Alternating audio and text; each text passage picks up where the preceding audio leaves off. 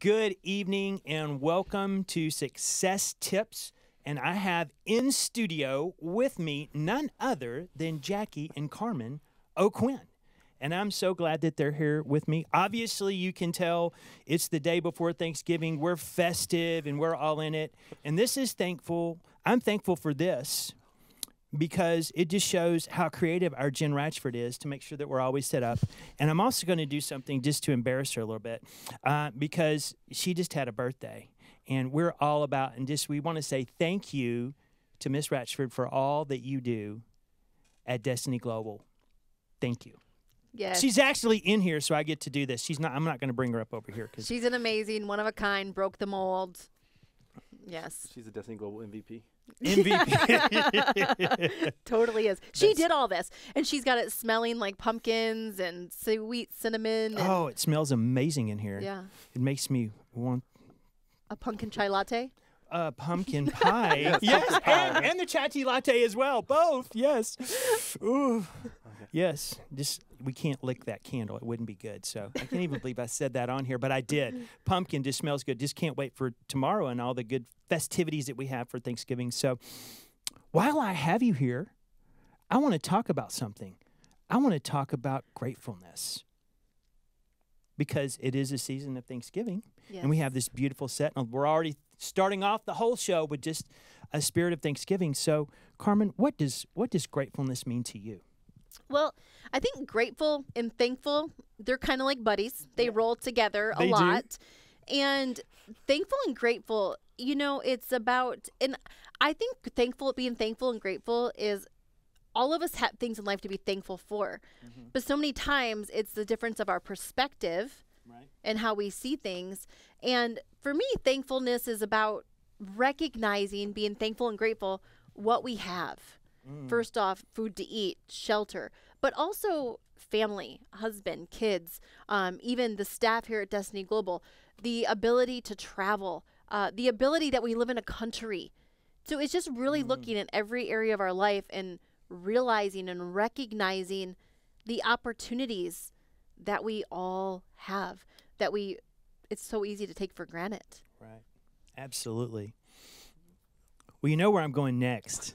I'm coming over to you, big guy. So glad you're here, by the way. I'm good to be here. It's good to be here. You know, I think for me, so this time of year, this is actually one of my favorite holidays. Is as important as Christmas is in our life. I always tell Carmen that sometimes I feel like Thanksgiving doesn't get enough respect because I think that it's being thankful. What she said about perspective. It's easy to be thankful for the easy things. Right. But I think that sometimes, you know, one of the things that I've learned as I've gotten older is what are the things that have occurred in my life that were tragedies, but being able to think about was I able to take away from that thing that could have been tragic? What did I learn? How did that shape me in such a way? And being thankful for the things that you don't normally think about being thankful for. So, for example, you know, growing up, you know, losing my dad at a young age, I have many times thought how I'm a better person today because of what I had to overcome as a young person. You know, having an abusive situation growing up, right, with my stepdad. But how has that shaped me better as a person? Not that I am thankful that I went through that. I'm thankful what I learned because of going through that. Yeah. And I think that's it's what we're thankful for is what shapes us the most as adults. And as leaders. I think you touched on it as perspective. And you've flipped normal thinking. 98% thinking would say focused on and become the victim. And you just flip that completely on its head and say, no, I'm a 2%er because I'm going to look at what it's allowed me to think differently and achieve because it taught you to work through hard lessons. Yeah. And you're an overcomer as well, right? Where you were and really facing the fact of where your health was, and your whole story is just amazing on that side of it. Totally. And I love what you said about using our tragedies and looking at them for good. Early on in our marriage, you know, we've been into personal development for a long time, and I think all three of us have. Yes. And it really is a superpower. If you are not a personal development person bettering yourself, it is like the secret sauce to success, just saying. Anyway, early on in our marriage, we had bought a little bit into, since we were so into this personal development, that we were going to get married and things were just going to be amazing because we were people that worked on ourselves. But marriage doesn't come with a manual. Right. And you have your past and everything that you bring with you. In our first year of marriage, like, we found ourselves knocking on divorce's doorstep, sleeping in separate bedrooms, him consulting the highest priced divorce attorney in Atlanta. He's like, if I'm going to do this, I'm going to do it the best.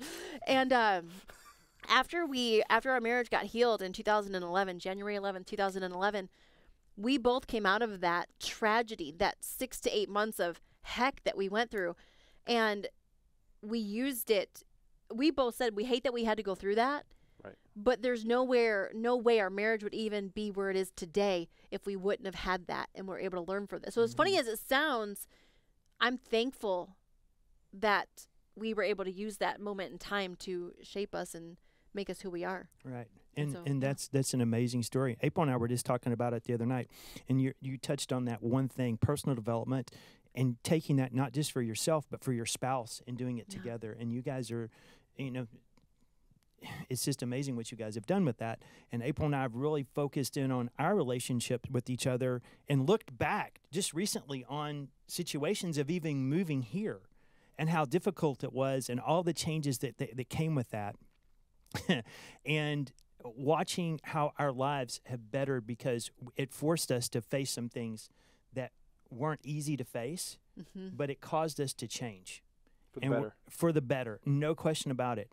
And things that could be easily just be pushed aside. Well, we're really good, Our marriage is really good, but really getting down to the nitty gritty of not settling, and that is what a wonderful, amazing spouse will do for you, or another person in your life that can challenge you to grow. And that person in my life is April, and I know that you both have that in each other. But it is amazing when you allow yourself to be pushed out of the comfort zone, just like we did at when creating a dynasty. We pushed you out of your seats. Yeah. We saw your comments. You didn't like all of it, but the reality of it is it forces you to move forward. If you're going to apply it, it's your choice. And that's the same thing that what we're talking about here. But gratefulness is an attitude. Yeah. It's looking at things, and that's what I just love that both of them just said. It's about perspective. It's about the way you looked at something. Yeah. And you chose to look at it as a positive, not a negative. And the greatest book ever written tells us about that. And a guy named James that wrote it, that particular section of it says that, consider it joy when you go through trials. Yes. And you have to remind yourself of that, though. I mean, it's one thing to read it. Yeah. All of us, when we're in happy times, are like, oh, I'm going to be joyful when my marriage is in the toilet. I'm going to be joyful when I have to pay all those taxes. Before a testimony comes a test, and we're all going to be tested with getting to choose thankful and grateful. And even as we're growing in success, because, the company teaches how to get out of debt, how to grow your income, how to have success. And so I have a question. Can I ask a question? You may. I know you're like the question asker. But what do you guys do to keep yourselves, as you've grown in success, and both of you have reached a crazy amount of success. So what are things that you guys have done to keep yourself grounded and thankful and grateful during those seasons of, having success? You want me to go first? Well, I'll go because I was already thinking about this. It's funny. Yeah. It's wild you said that because I wanted to tie this in. The dynasty exercise about sprouts was one of the exercises that I overlooked the most for the longest. So it was because it's so easy to think about what are my sprouts, right? But if you understand what sprouts are every day, it's focused on what you choose to be grateful for. And so I think it's one of the things that I've thought the most about because it's such a simple exercise and it's so easy to understand the basic principles from I just logically can understand what I'm doing and I can logically see the value in this. Because it's so simple to understand and it's so simple to do, it's so simple not to do. Yeah. And the problem is you end up, if you're not careful, I think being ungrateful is a default attitude. Totally. And I think gratefulness is a decision and an active attitude. Absolutely. So being able, now I focus on my sprouts all the time. And it's proactive about keeping me in a grateful mindset because it's very easy to slip to an ungrateful place. And if I ever catch myself saying something or complaining about something, even in my own mind, it's like, wait a minute, Jackie, but where's the sprout in this? What are you grateful for? So it's about changing that perspective. And if they're new and they're watching and they don't know what a sprout is, what is that? It should have been at creating a dynasty. That's okay. He ain't even gonna tell 2022. You can't. It's coming. We got one coming. Really should have been at creating a dynasty. Neener is what he's doing right now. Yeah. But he's going to tell you. Don't worry. It's understanding it's understanding the small thing. God, we did a whole training on this. It's understanding the small thing that's going in the right direction. It's being able to celebrate something positive before it's had a big enough impact that you should have celebrated the positiveness. In other words, and when it comes to, if you say, hey, I want to grow my income. Well, if you get a 10-cent raise, that's a sprout. Yep. If you get a positive evaluation on the job, even before the raise, that's the sprout. Later on, getting the raise or reaching that level of income that you want is your harvest, for lack of better terms. Yep. So you have to celebrate your sprout to make certain that you're the kind of person who can ultimately have the harvest. Right. Yeah, it's a sign of what's to come. Yeah, sign of what's to come. Yeah. Great. Wow. That's good, babe. Recognizing it early. So, Mr. Brown? For me, it's humbleness. It's always remembering kind of when you I'm almost speechless when I think about it, that someone that was a known success took and invested in me, right? Didn't have to. It wasn't just Ross Perot. It was amazing leaders across the organization, and Jeff Heller even more so directly in my life, who was the president of the company, but the personal investment that they did and reminding myself that I'm that person and I need to remember the next Ken Brown, the next person coming up, and remember that I need to be that person to them. And we all have that, but it's just a spirit of humbleness and using that as my anchoring point to remember, because they go hand in hand to me, kind of thankfulness, gratefulness, and in humility. Yeah. Because it just humbles me, the people that have invested. The fact that we're getting to do this right now, I'm humbled. I'm totally humbled. And, that people care so much about how we're doing and what we're doing. Going back to Jen Ratchford and just making sure how everything is done with excellence. Yes. And I'm just amazing. Humbled, right? So it just takes me back to those points of remembering who I was, and I wasn't always here. Right? Remembering the sacrifices my wife made and caring for the children and things. So it all this goes hand in hand, gratefulness and thankfulness, and just I'm humbled. So. What is it? Gratefulness and thankfulness, or what? They're buddies. They like roll together. They see are. me rolling. Yes. Anyway. Can you tell we have fun? Because we do. And it's not a show we put on. It's actually the fact, because these two have a spirit of gratefulness, a spirit of thanks. Just you exude thankfulness.